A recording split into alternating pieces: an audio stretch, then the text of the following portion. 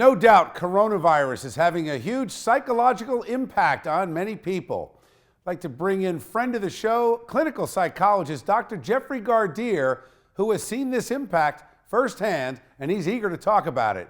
Jeff, welcome back to Chasing News. How are you?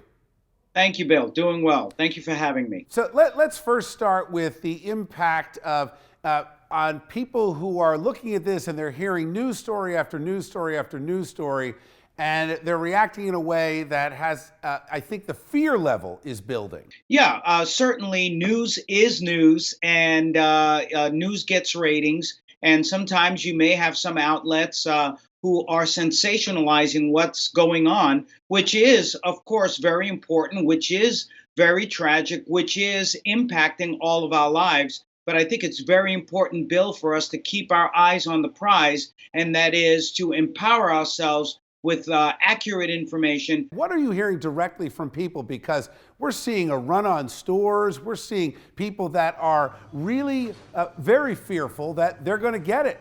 Well, what I'm seeing from a lot of the populace is some panic, certainly a lot of fear, some xenophobia, of course. But I think a lot of this is because we're not getting or seeking out the information that really is vital for us to take care of this in a logical, in a safe fashion. But the most important thing is, I think, as we get more and more accurate information and empower ourselves as far as prevention, that we will be less paranoid. What do you tell someone who comes to you that is legitimately afraid and fearful? Well, first and foremost, what I tell them is that it's only natural to be fearful of something that you really don't know about. We are getting much more information about this coronavirus as the days go by, and we're finding out what the government is doing. We know what the CDC is recommending, and now having those guidelines takes away some of that fear and empowers us to do the things that we should be doing with not just the coronavirus,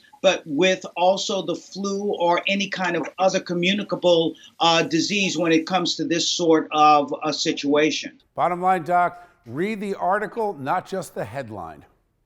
You got it. Thanks, Doc.